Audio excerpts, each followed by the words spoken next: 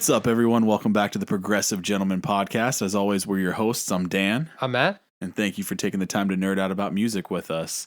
If you're listening to this right now, no matter what platform you're using, we'd really appreciate you to click the like, follow, subscribe button. It really helps us out a lot. And also, this episode is brought to you by Eargasm Earplugs. There's no better time than the present to invest in your hearing. We listen to a lot of loud music, and I know I want to still be listening to that music when I'm 70. So we would highly recommend you going to eargasm.com using code gentleman10 at checkout, and that'll get you a nice discount. And jump on that today. And now that the housekeeping is done here, let's jump into the meat and potatoes of this episode. We plan on doing an anticipated releases for 2023 type episode. There's a lot of stuff coming. There's some stuff that's already out, but you know, that's what happens when you do this type of episode in March, right? Yeah. Time slipped away from us a little bit. But just a couple to just run down real quick, just because we don't really have a whole lot of information. These are just ones that we think might happen, but we're not sure. Hail the Sun's been teasing some stuff. Good Tiger, I feel like, has been teasing an album for like 3 years now. Yeah, it seemed like shortly after their last album came out, they were like hinting at another one, and it was like, oh, are we going to get back-to-back years of episodes, albums, Yeah. and stuff? But then it's been like radio silent, like no singles have dropped or anything. So, and like Elliot goes live every once in a while on the account just to kind of bullshit a little bit, but we haven't really gotten anything definitive. There was a tweet a little while back, not a little, like probably 2 years ago, where it was like, Good Tiger new album 2021, I feel like, and it's, you know, we're in 2023 and still not even a single. So hopefully something moves there. Loathe, I think, is maybe dropping a new record, even though they like rapid fire dropped a couple records. I think they're like teasing some new stuff. One of your favorite bands, Mastodon. Yeah, that would be awesome if they put out another one. I really liked Hushed and Grim. It was a good record. And then Baroness, a band that we don't talk a whole lot about. We bring them up every once in a while, but you know, if you ever walk into a record shop, you're pretty much guaranteed to see a stack of Baroness records. I feel like that's anytime any metal section of any record shop I've ever been in, there's been at least one Baroness record there. And they make really good music. So let's buy those up. You know, let's get some new stuff in those stacks. Yeah. But yeah, those are just a few off the top of my head that I can, you know, that we can think of here. Yeah, there's no like definitive dates, just kind of teased ones. No singles that I'm aware of in any of those either. Yeah, unless they came out in like the last few days or something that we didn't catch. So now we're just going to jump in. I think we have like 8 or 9 records that haven't been released yet that we have a little bit of information where we can sort of talk a little bit more on, that we're just going to start running through here. So the first one on the list, one of my favorite bands, one of my favorite albums of all time is by this band, and that band is Tesseract. Yeah, it's a good one to start off with, I think. I also love their music, so I'm excited for this one. I know they've not like announced the actual like date or the name of the album or anything, but I remember you shared to me like a little while ago that they played one of their songs live. Yeah, they've played like 1 or 2 new songs live on their tour that they did in Europe.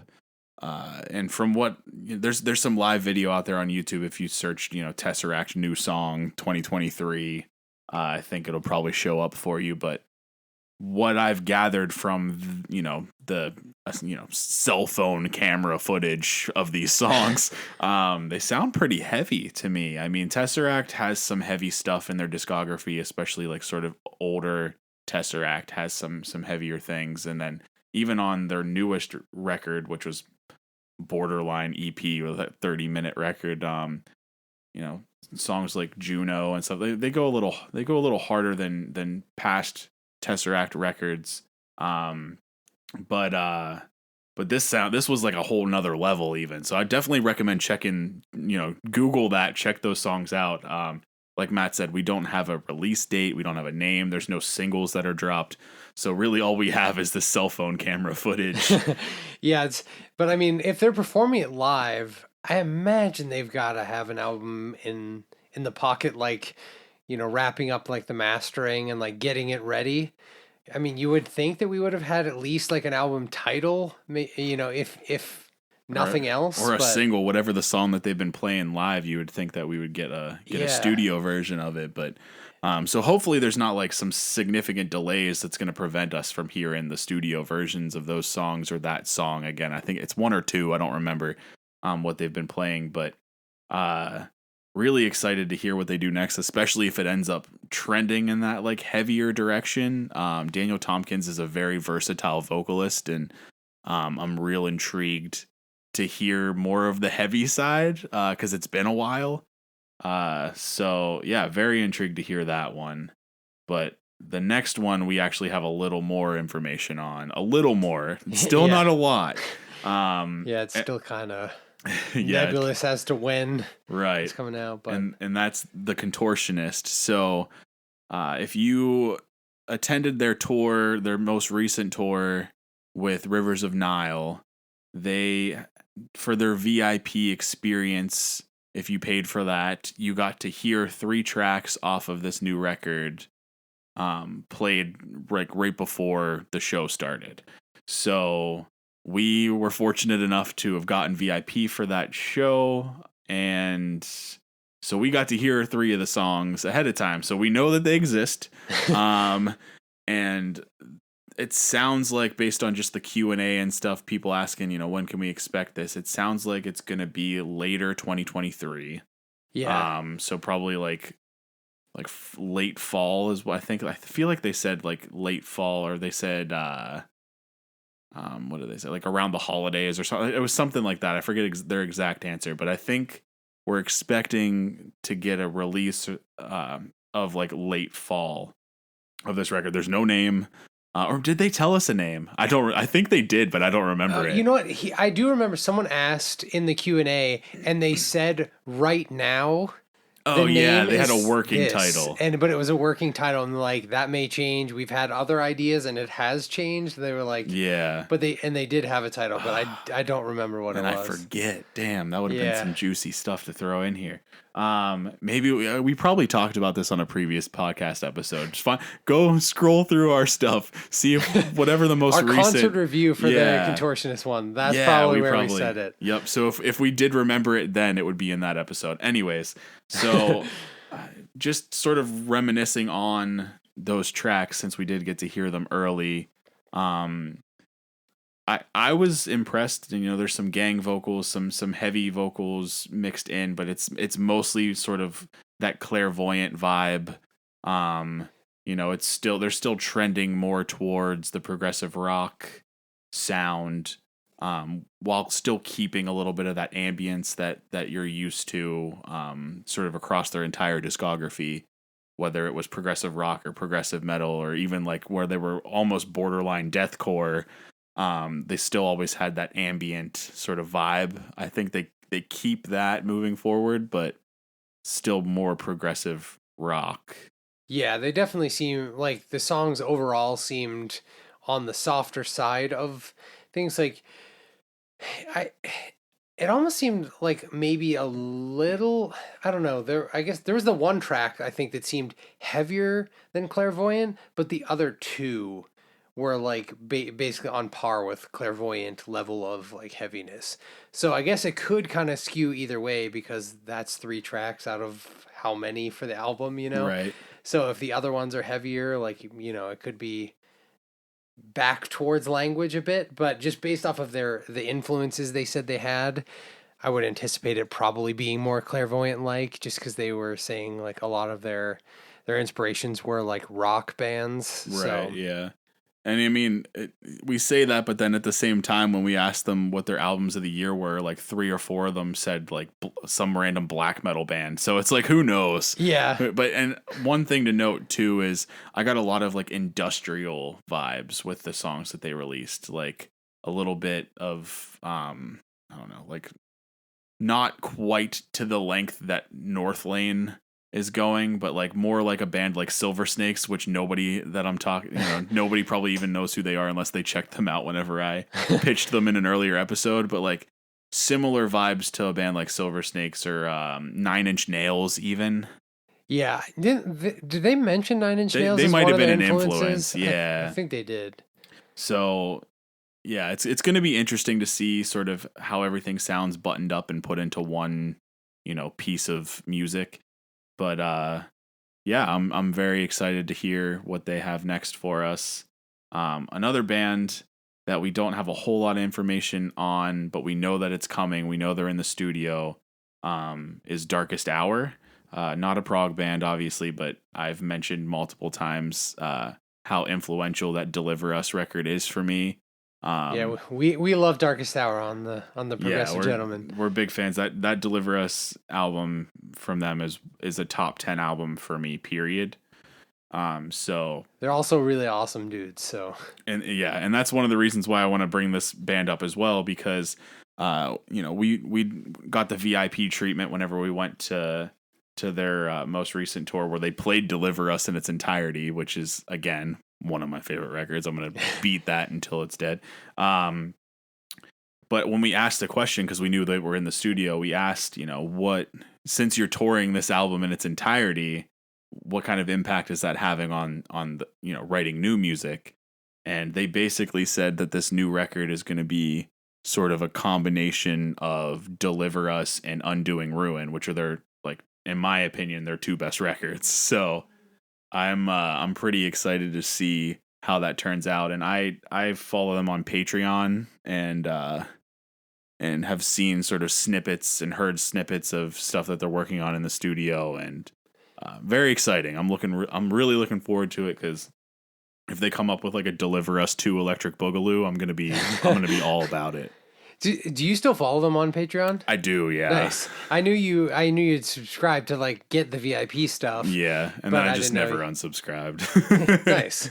Well, I'm sure they appreciate the the subscription. For sure, for sure. But yeah, it's exciting. I a lot of their newer stuff I wasn't as sort of drawn to. And it's not even just the nostalgia factor. I just really think Deliver Us is a fantastic record that still holds water today, in my opinion. They just sort of went away from that style a little bit. So the prospect of them going back to that style for this new record has it sort of high on my list for anticipated records for this coming year. But another one of my favorite bands, and I believe you're in the same camp, Silent Planet. Yes. So getting back into like the metalcore progressive genre here. This is another band we don't really know a whole lot about. What we don't have an album title, we don't have a release date, we don't have a single, but I saw them on tour with Avoid and The Plot and You, and they played a new song, and he had mentioned or maybe it was after the show, he had mentioned, Garrett Russell had mentioned that there's more new music on the horizon, and they've teased stuff as well on social media. So we don't have an official single yet, but the song they played live was fantastic, very in the vein of like their Iridescent record. It would probably fit on there. It wasn't very like some of the songs on there even have that like industrial sound a little bit, but this was more sort of classic Silent Planet sounding. I'm So bummed that I couldn't go to that show and I missed them unveiling like a new single. Like that sucks that I wasn't able to go. yeah, it's always cool to hear like new music in that sort of setting first before you even hear. Like I feel like a lot of the bands that I've discovered from like live music, it's almost you if I've felt like if I went and just listened to it on Spotify before seeing them live or never saw them live or anything like that, I might not like it as much. I feel like you gain a new appreciation for a song or a band when you see it live. Like the Deer Hunter was a band like that for me, where I actually listened to some of the acts ahead of them touring with Coheed and Cambria and wasn't super into it, to the point where I was like, ugh, because I traveled a bit for like Coheed shows back in the day. I used to bounce around and go to like 2, 3, 4 shows at every tour, and that was one of the tours where I was going to see them in Baltimore. I was going to see them in Ohio. I was going to see them in Pittsburgh. I was going to see them in New York. So the prospect of like, oh God, I'm going to see these guys 4 times and I don't like their music was kind of daunting. And then I saw them live for the first time and it just clicked for me. And now they're one of my favorite progressive rock bands. So I feel strongly about like seeing music live sort of opens up a new perspective on it. Um, so it's kind of cool to see it first live and then like Yeah. really, if you don't like it when you see it live, still give the recorded version a chance. But bands like Silent Planet, who are so animated live, Yeah, it definitely adds like not only are you getting the emotion from the song, but you're getting like the emotion of their stage presence and like them feeling the song. And yeah, it's definitely adds another element to the thing. And I feel like a lot of bands do the where they'll like drop the single first and they like won't perform it until the single has officially been released on all sorts of streaming platforms and stuff. But whenever you have that like stealth drop, I feel like it's even that much more exciting because you're like, man, no one else is hearing this. right? Like it's just this group of people have heard this song being performed, and you feel like you're in this like inner Yeah, circle that kind that of. exclusivity really brings it to a different level for Yeah. you. Um, yeah. So, anyways, Silent Planet, one of our favorite bands, hopefully going to get a full release this year. It's very possible based on kind of what they're teasing and the fact that they're already playing songs live. So Yeah, it definitely sounds keep likely. definitely keep an eye out for that. Um, Now jumping into bands that we kind of have more information on. We know the release date. There's some singles. Um, Starting with Invent Animate. So Greyview back in 2020, it might have been my album of the year in 2020. That album was That's a solid fantastic. choice if it was. Uh, and so, you know, they've released a couple singles for this new record. Both of them are great. I think there's just two. There might be more than that, but Immolation of Night is the newest one. That's the one that I'm thinking of. Um, Very heavy, very much like what you would want from Invent Animate, almost a continuation of that Graveyou record. They're not doing anything crazy that to mine, that doesn't sound like a huge direction shift. So yeah, I'm pretty excited to hear the rest of this record or any more singles, whatever. I wish they were touring coming here close because I'd love to see them live. I've never seen them. Yeah, it would be cool to see that, and it's awesome that it's coming out so soon. Yeah, what's the release date on that? It's March 17th. So Nice. it'll like be what just a week and some change after this episode airs. Jeez. By the time some people listen to it, it might already be out. So if that's the case, check it out. Yeah, so March 17th. The record's called Heavener, by the way. I'm pretty sure that's how that would be pronounced. Um, and yeah, anything that these guys put out is pretty great. I mean, they're pretty much the pinnacle of metalcore. They're in that vein for sure of like modern metalcore. I feel like they've taken up the mantle, like between them and bands like Currents, and they've sort of taken the mantle from Northlane for me, just because I'm not a big fan of the direction that Northlane's gone in. I know Yeah. that's a polarizing thing because some people love it. For me, I'm just not particularly a fan. So these guys and like bands like Currents have sort of filled that void for me.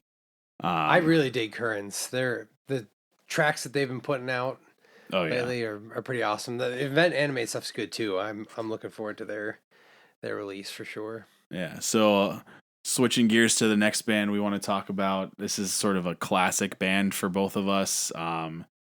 Whenever they released their record called Messengers, that was one of my first concerts ever. Um, and so we're talking about August Burns Red. If you didn't pick that up right away, their early stuff, Thrill Seeker, Messengers, Constellations, just amazing stuff, and really sort of helped sort of transition me into the metalcore genre. And then there's even some progressive elements in there to where I would say they were almost a gateway to like, especially like Constellations, almost a Yeah. gateway to sort of progressive music for me as well. Yeah, they were one of the bands too that like for me, I think they were probably one of the first metalcore. Maybe not the first, but one of the first like memorable ones that Yeah. I Like got into. As I Lay Dying or like Killswitch Engage were probably my first metalcore band. Probably Killswitch, to be honest, was like probably my first quote unquote metalcore band, maybe. I don't know. That's a long time ago, and I don't like thinking about how long ago it was. Yeah, those were all like the same for me too. I remember getting like an iTunes gift card, and it was like I would just, oh, I only have like $20, so I have to like pick and choose. So I remember picking and like making my own sort of like digital mixed CD, Yeah. and August Burns Red and Kill Switch and As I Lay Dying were on that list. So we had a very similar start to metalcore.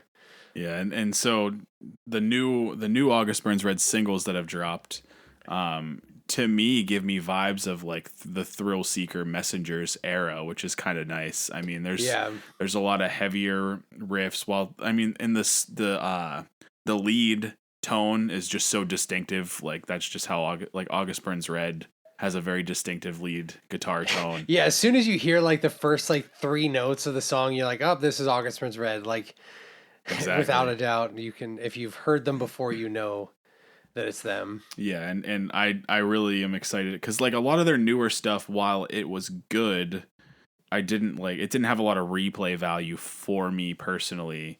But their new singles like Backfire and and then they even have a single with Jesse Leach from Killswitch. I need to check that out. I haven't I listened think to it's that one called yet. like what's it called? Ancestry. I just looked it up real quick. Yeah, so it's got me very. Oh, they got a sing Spencer Chamberlain's on Reckoning. I didn't know that. Ooh, So yeah, I didn't catch that Under either. Oath, Spencer Chamberlain's on Reckoning. So that is very cool. Um, yeah, I'm gonna have to go listen through these again because I did not know that he was on that. So yeah, well, I guess apparently we got some vocal features galore on this record. Maybe there will be more because they've released 3 singles and 2 of them have vocal features. uh, but yeah, it just really gives the feel of just classic August Burns Red to me. So I'm real excited for this record. It's funny though because the album, like I guess the album artwork for like the singles that have been released reminds me a lot of the Leveler It does look style, like that, yeah. but it's like musically, it does remind me of like a Thrill Seeker, but like with modern mastering. It's Yeah, like, for sure. if they read basically like they redid Thrill Seeker. Yeah, absolutely. So anyways, release date March 24th. The record is called Death Below.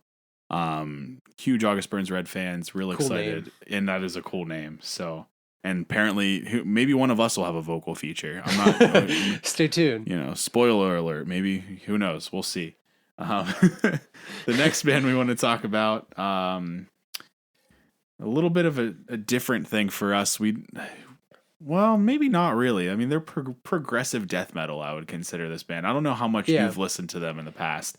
Honestly, not much like previously, but recently because of their single drops, I've listened to them a little more. Yeah. So the band is Neobliviscaris. I'm glad you said it because I would very much consider them progressive death metal. A little bit of black metal style in there.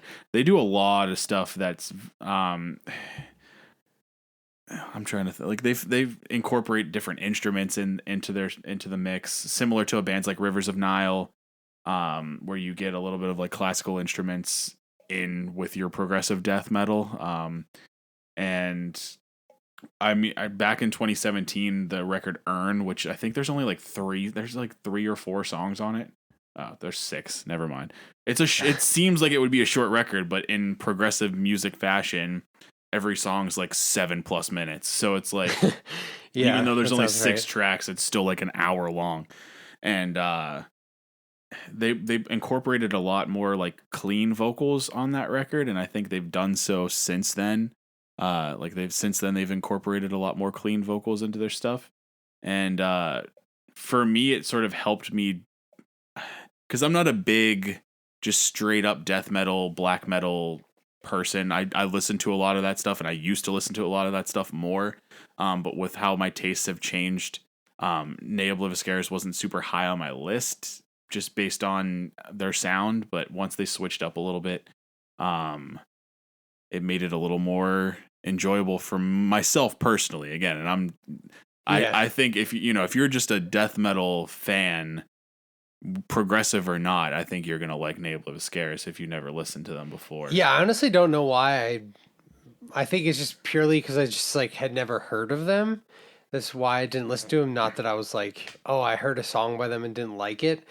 And so because they just like the way you describe them, it's like, oh, that sounds like something I would very much enjoy. So Right. I feel like they would be like, if yeah, definitely explore their whole catalog. yeah, Talking to you directly, because I think you'll definitely fully appreciate everything that they have in their catalog just based on your general preference for music. yeah, and I like their most recent single that I listened to. So I just haven't dug back into their stuff, but when you liken them to Rivers of Nile, like I'm sold.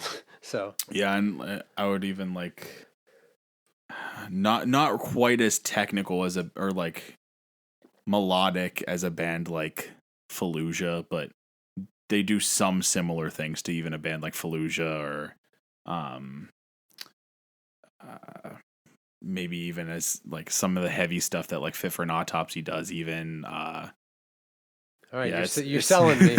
it's tough to put them in a box. They are very unique.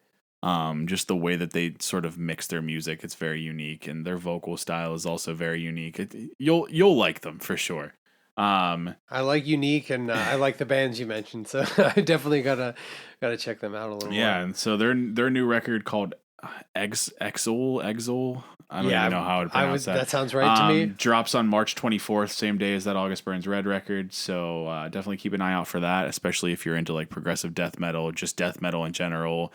Maybe if you have a little bit of black metal, in your preferences, I think they would fit that bill. So, um, speaking of bands that look like they're dressed like they're going to play some black metal, but don't go anywhere near it. Not that we were talking about. Anyways, Sleep Token. Let's talk Yeah, about Sleep woohoo! Token. I know everybody from Gent shitposting listening to this is like, oh, not again. They've tuned out now.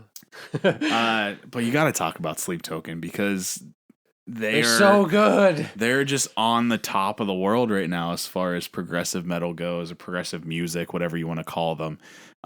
Just heavy music in general, because they're not that heavy, but it's like, They're actually getting but there they're though. getting Like heavier. Vor is their Yeah. like heaviest song I think that they have.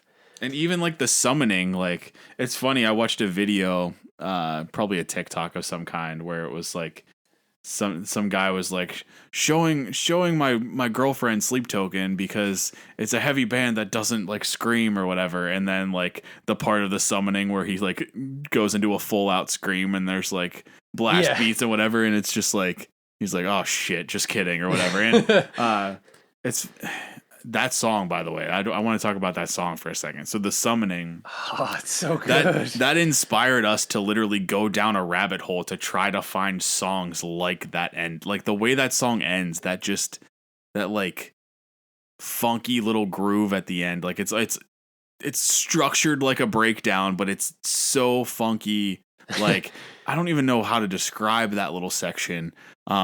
But apparently we're not the only ones that felt that way, because we just started on the internet trying to figure shit out and found a whole Reddit like subreddit thread like about people trying to find the same shit that we were. So, which actually led us to a band called Nightlife, which was actually pretty cool to discover. And now they actually follow us on Instagram. So Yeah, it was quite the rabbit hole that day.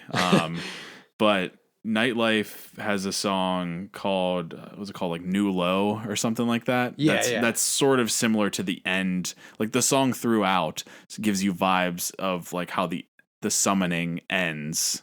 it's so if got that you're like funky. yeah, kind of. like the groovy little fun. Like I think they call themselves like funk rock. Like instead of punk rock, they call themselves funk rock.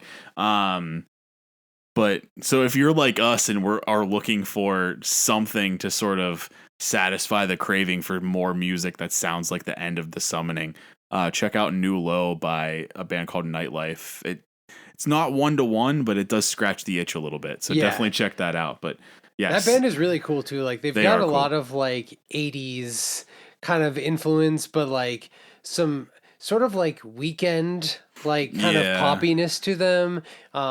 There's some like I don't think they're like heavy by any means, but there are some like heavier riffs that are Yeah, it's in like there. It's it's pretty like awesome. pop punk meets funk meets I don't even know what else. That's probably two. Like, yeah, it's like pop punk meets funk, pop funk, Funko Pop. Funko Pop.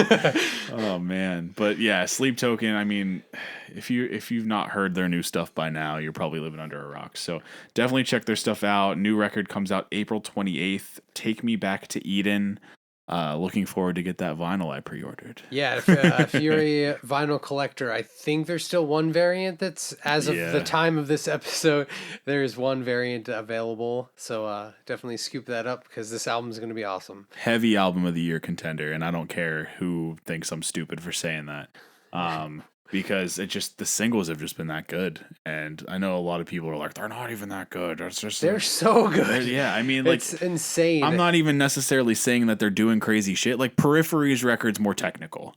Haken's record is more exploratory. Like, there are records out there that if that's what you're looking for in a record, you know, that's probably going to scratch an itch more than the Sleep Token record. Sleep Token doesn't necessarily do crazy shit, but they still do like interesting stuff with their music, and it's catchy. Like it's not just a 4/4 right down the line just rock song. They mix different styles, and I mean just listen to The Summoning.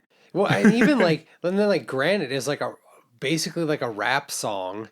It's like it's got like very like rap cadence to it. Like, I mean, obviously it's their instrumentation, you know, the progressive metal stuff, but it has like a kind of rap flow to it. And it's like, and then, you know, like you said, The Summoning, you know, has that funk part at the end. I think they do a lot of different stuff, and I think they do it well. It doesn't feel like disjointed, where sometimes I feel like bands can make their stuff feel disjointed, and I sort of feel like that with the Haken stuff, like you mentioned them. Right. Like some of the stuff feels like kind of like it was forced to me a bit. Like overall, I like this stuff, but The Summoning and like just the rest of the tracks that they've made, it just like it feels natural Sleep Token, but like they're still exploring stuff. So I'm very excited for this album. Yeah, again, early album of the year contender for sure for me. Too. And we'll see how it goes. I mean, there's a good possibility that they dropped everything they had right off, you know, right from the get-go. Here's all the singles, that's our best stuff, and then everything else sucks. Who knows? But even if that's the case, it's still probably like top 5. It's still gonna, there's still a good shot. So yeah, Take Me Back to Eden, April 28th. Definitely looking forward to that one. And a band we've already talked about here, just wrap this up here, Currents. Back when we were talking about Invent Animate, they're another band that sort of filled that North Lane void for me, just since I'm not super into the new North Lane stuff. Yeah. And they're very similar to Invent Animate. I would say, if you like one, you like the other. That's just kind of how that would work out. And checks out in my book. Yeah. And Currents, what the hell was the name of that record? The Way It Ends, 2020. That also might have, it was either that one or Greyview from Invent Animate that was my album of the year in 2020. It might have been The Way It Ends, to be honest. Was that also the year that Polaris's album came out too? Yes. That was a good year. Yeah. We should do like something like 2020. I don't know. We'll figure something out. I didn't start actually doing formal lists until we started doing the podcast, but those would have been like 3 of my top 5 for sure. Yeah, I have a list somewhere. I'm pretty confident that The Way It Ends was my album of the year that year. You know, songs like Never There, Kill the Ache is huge. How I Fell Apart, just embittered, like the last 2 songs on that record, like How I Fell Apart into Better Days, like that's the whole record is great. But that album's really good. But I listened to that album just like straight through for a while. Whenever I would go for a run, I just like pop that on, and it was just that album, and it was for weeks. It was like the only album that I rotated when I would go for a run. Yeah, I had like, for a while I was keeping like a top 10 sort of playlist for myself, just my top 10 songs, just because most of the drives that I would do on a regular basis would take 10 songs or less. So that I would just have a top 10 playlist on Spotify that I would just put on shuffle, and probably 4 out of the 10 were from this record for a good while. So I would say, honestly, listening to the new singles, The Death We Seek and Remember Me, I think it's just a continuation of that style. They're not, it doesn't seem like they're switching up all too much either, which is great. I mean, depending on how you approach it, but for me personally, because of how great that record was, it's good to sort of hear similar, like a similar direction. You know, they're not making a major switch up like Northlane. Yeah, yeah, I know. Like some people are like don't want the band to just keep re-releasing content that sounds the same, but I don't know. To me, like Current's sound is so good that like I'm glad that they're keeping like true to the sound. Like this is one of those bands that I'm like, please don't change that much. Like obviously don't just like copy paste, but Yeah. I like your sound, so I'm keep good. doing that. I'm good with progression. I'm good with sort of advancing your sound and doing something different. That's why I'm not like I don't overly hate on Northlane because I don't have a problem with stepping outside the box and doing something different and trying to advance your music to an or to a new audience essentially or take so that things don't get stale. I'm perfectly fine with that. So I'm Yeah. good either way. Like obviously, selfishly, if I like a record and a band keeps releasing records that sound like that record, I'm not going to be like, oh damn it, like you know what I mean. Like maybe it'll get stale eventually after like the third release. I don't know, but Yeah, that's what I meant. As like a selfish standpoint, I'm like, oh, I'm glad that they're continuing this sound because I really like it. yeah, But like even bands like Coheed and Cambria. Hey, shout out Coheed.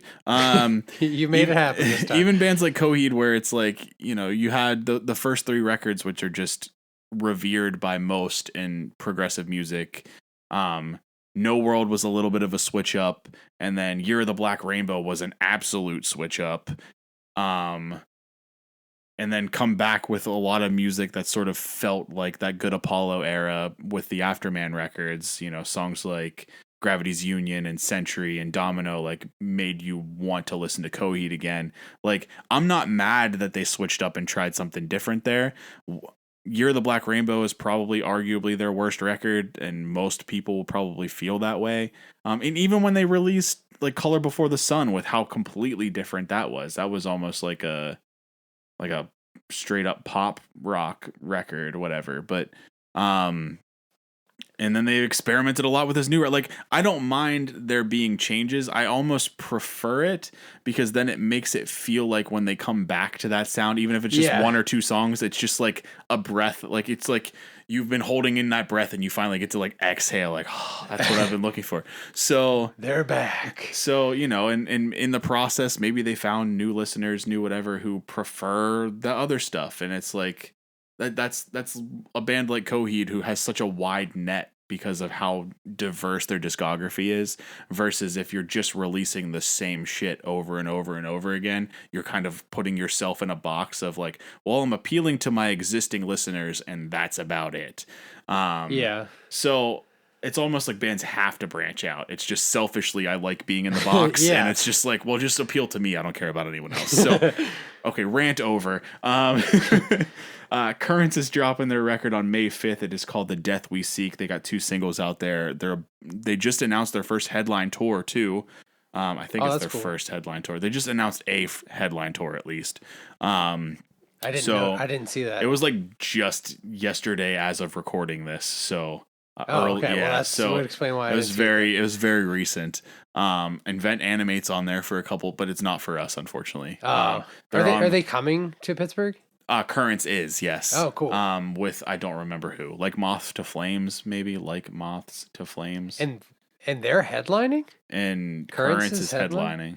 Wow, that's wild. Yeah, I would not have expected that. Yeah, and don't quote me on that. I literally looked at the poster for a hot second yesterday, and saw literally looked at it, saw Invent Animate, verified that Invent Animate's not on the date that's coming through here, and then just didn't look at it any further. Not that I didn't want to go, I just like that's all I investigated about it. But yeah, so May 5th, The Death We Seek, they're definitely going out on tour right now. Not right now, but they've announced a tour, so go check it out, see if they're coming through, catch them live. Yeah, I mean, there's probably a lot more records out there. It's still relatively early in the year, so there are still announcements that are probably going to happen shortly, may have happened recently that we just didn't catch. So feel free to, you know, slap a comment on any posts related to this episode. Let us know what we missed, because I would like to jot it down too. You know, I like to make sure I'm in the loop, um and yeah, definitely looking forward to all these records. Shaping up to be another good year for music. Yeah, definitely. Especially if most of these ones that we're questioning, or not even most, if some of these ones we're questioning happen, and we still get that Tesseract record, that Contortionist record. I mean, that's yeah, and we already got the Periphery one. Already got Periphery, already got Haken, already got Catatonia. Riverside dropped a record, so yeah, there's a lot of progressive music out there. A lot of more on the way, so keep your eyes out. We'll obviously share, post things, talk about things on future episodes, so keep an eye out for that as well, and we'll catch you on the next one. Thanks, everyone. Yeah, thanks.